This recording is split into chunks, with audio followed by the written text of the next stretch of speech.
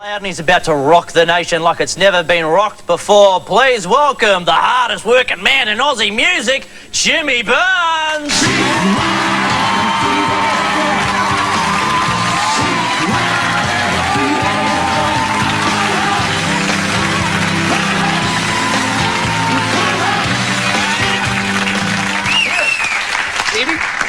It's been a while since we've bumped. Nearly a year. Nearly a year. What have you been up to? Where does it go?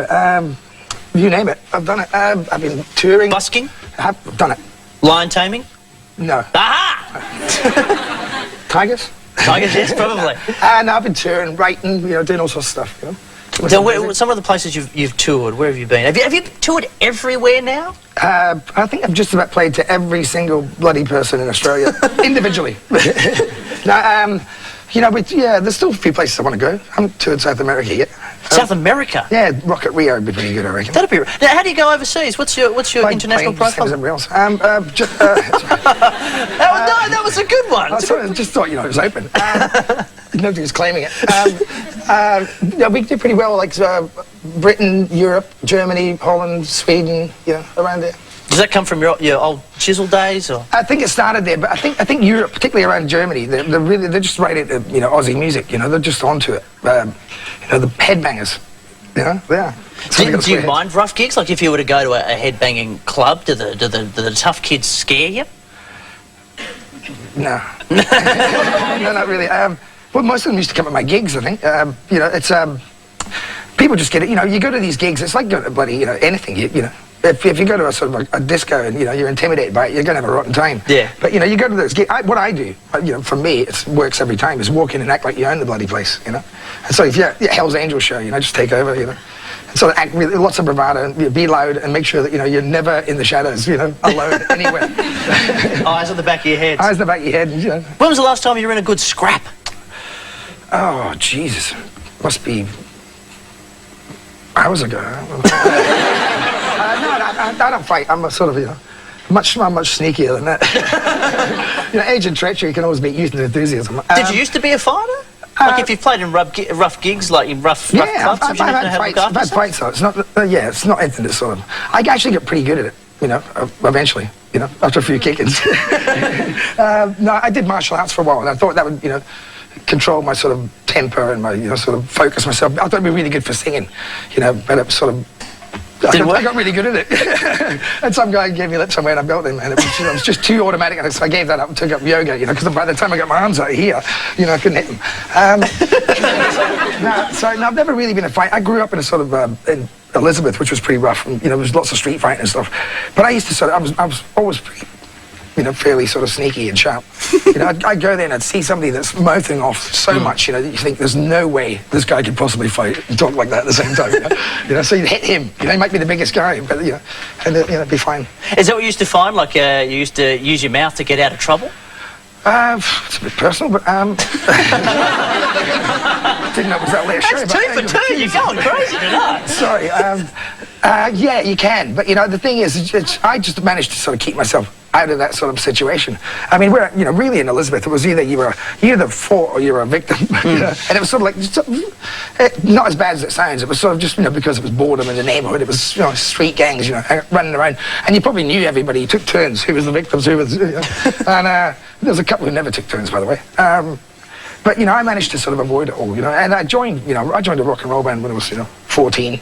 I just sort of gave up the violence and just sex, drugs, and rock and roll. From here on in. Yeah, no, but I think it's just a matter of if you're prone to that sort of thing, you do it anyway. When I fought, I could never hit. I actually fought. Well, my dad was a boxer, so I trained and all my life and was boxing and stuff, and I just sort of didn't dig it at all. I can't see the point of getting punched out of the ring for 9 minutes. Well, exactly. Maybe I wasn't a good boxer. I don't know. Well, because to me, it's one of those things. If you know how to defend yourself, it's not so much using it as just knowing if I had to, I could really lay the smack down on someone's Rudy Poo candy. Yeah, but the thing is, as they say. The thing is, so when I did martial arts, for instance, I thought you do all this work and you get a black belt and it'd all be sort of like everything would be cool. I got to like getting my black belt, and I realised it was just the start. It was and the whole thing was much more. It was much more about sort of the mind and about sort of avoiding and about sort of using other people's energies as opposed to your own. And so I thought, no, it's way too deep for me. I'm trying to do that while you're singing, you're kidding. Sort of bash people. No, I can run away. Now, you've just been touring and you played a town in Western Australia called, is it Doodlekin? Did I get that? Doodlekin. Yes, Oh, I know Doodlekin, right? I thought it was Doodlekin. I was going, never heard of Doodlekin. Doodlekin. It's about 230 k's out of Perth. Yeah. It was a great thing. It was this town has a population of 23 people. I think when the band left, it was probably going to be 29. Dumps the jokes. He's 3 for 3, though. 3 for 3. No. How does it come about doing a little town like that? It's a great story. It's sort of like Field of Dreams. This guy, the publican, Peter McDonald, he decided he was going to build this pub. You know, it's like you build it, they will come. He built this pub in this town with 23 people, thinking that, you know, if he sets up the right sort of thing, he's going to, you know, service, you know, to coin a phrase, it's a farming term, the whole sort of, you know, area. So you got people coming from about, you know, 400 square miles, so landing in planes, utes, cars, you know, and he built this pub. And he had like this sort of little grassed area which he obviously planted himself. You know, you could see the rows of geraniums, you know, around the outside. And it was fantastic. We got there, you know, I think for the first 2 weeks the tickets went on sale.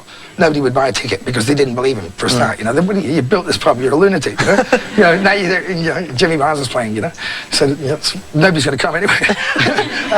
So, you know, after that, you know, we just went, you know, once they realised we started doing press and stuff, they went nuts. Was this part of the Raw tour that you've got? It was sort of the warm-ups for it, yeah. It was, but it was probably one of the highlights as well. It was like playing at a sort of a huge B&S or a huge country 21st. It was just fantastic, you know. Well, hopefully you'll go back there when because the Raw tour is currently you're touring the nation or just Sydney at the moment? We've just been doing warm-ups and we're going out in about a week now. Yeah, we're doing Sydney, Melbourne, Canberra, Brisbane. Oh, not Brisbane. And I should also point out that you have the Raw CD, which is the live set you did from the gig with Bon Jovi. Yes, at the Colonial Stadium. Which would have been fun, I'm sure. Hey, it was good. It was, you know, it was a essential services gig. So it was like, you know, crowd was already there, have a good time. Yep. You know, the demographic, you know, Bon Jovi and myself, you know, it was, you know, got this sort of mix that we're just there to go off and have a good time. You can't go wrong. So the man is touring, the CD is out. Please thank Jimmy Barnes, everybody. Hey, Barnes, good to see you again, mate. We'll be back with Darren Hayes and Vanessa Amorosi.